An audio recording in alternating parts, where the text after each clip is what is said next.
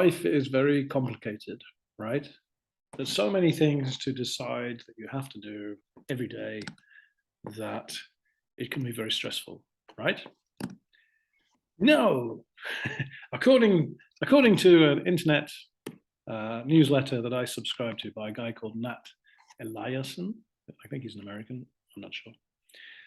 No, you don't have so many decisions to make every day that are important. In fact, if you think about your life, you only really need to make, well, he says between 1 and 4 important decisions a year.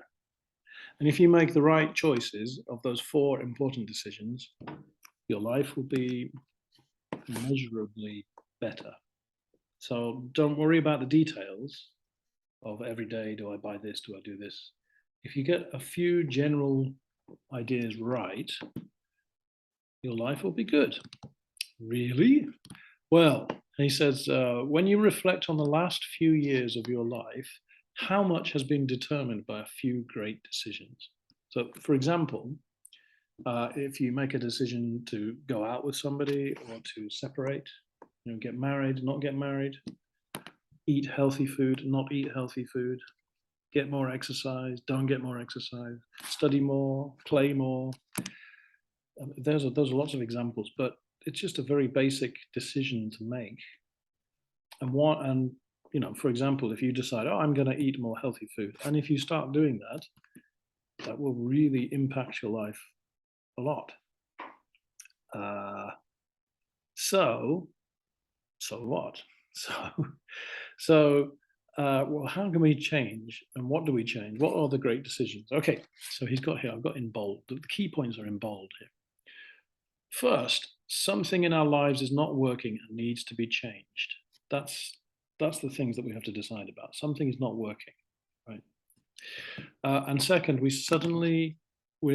are suddenly presented with a new opportunity we hadn't previously anticipated. So either of these two things can happen. And in fact, the best is when you mix those two together. You need to change, and suddenly there's an opportunity, and then boom, you go and do it. Really? If I think about my own life as an example, I think about, I got married to my wife. That was a big decision because she's Japanese and I'm English. That was a not difficult decision, but it was obviously a life-changing decision and a tough one to make. But once I decided to do that, that pushed my life in a certain direction, which I'm happy about. That's one example. Another example, giving up smoking. I used to smoke cigarettes, terrible. And once I decided that I was going to quit, it took a long time. But once I decided and I managed to quit, my life was so much better, and it changed everything. That's two decisions that changed a lot. A third decision, moving to Japan. And if I think about it, it's like, we've got a first and a second. First, something in your life is not working and needs changing. Well, my job in England was in danger because working for a newspaper, it looks like the future was not great.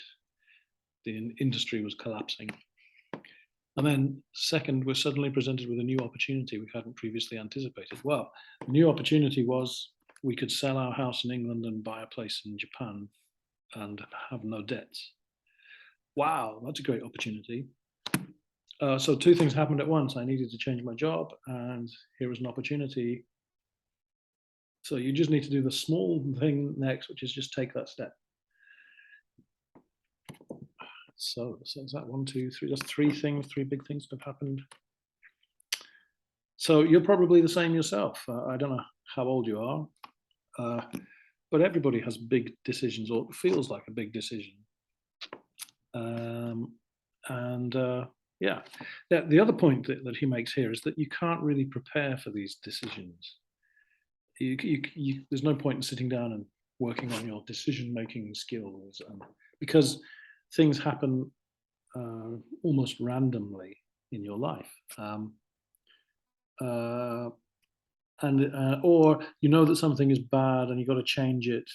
Like I knew that newspapers were dying, and I knew that, but I couldn't quite think of a way to get out of it. So So then there actually was a chance to change. And that chance came just because of circumstances, because of just the many factors came together. We'd bought a new house in England, and it had the pound was very strong against the yen. Various other factors all came along, which I couldn't have predicted beforehand. But when that happened, boom, I've got this strong desire and a strong chance to do it. And then it's just a matter of, okay, shall I take a chance? Is it worth it? Yeah, let's go for it. That's called life. So you can't prepare for it. Only generally, in general, if you're just thinking about things in general. Okay. There's another final point here about, what is it? The last paragraph here. Considering how many great ideas seem to pop out of nowhere, it may be harmful to attempt to force yourself to make one of those decisions. Okay, so you can't just force yourself to do it, but you might be better off asking yourself a question like, what would make my kids proud? What would the 80-year-old me want me to do right now? In other words, if you have a problem in front of you and you say, okay, well, imagine if I had children, what would they want me to do? Or imagine I'm 80 years old and I'm looking back on my life. What do I wish I had done when I was younger? And that might give you an answer of how to change your life. Bum, bum, bum. Okay, let's get to 3 questions. Here we go.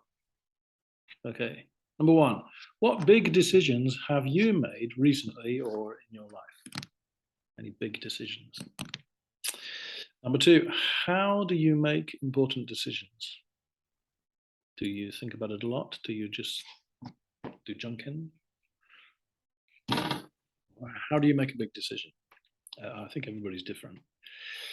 And number 3, imagine you are 80 or 90 years old. What would you wish you had done right now? You, the future you, looking back on you now.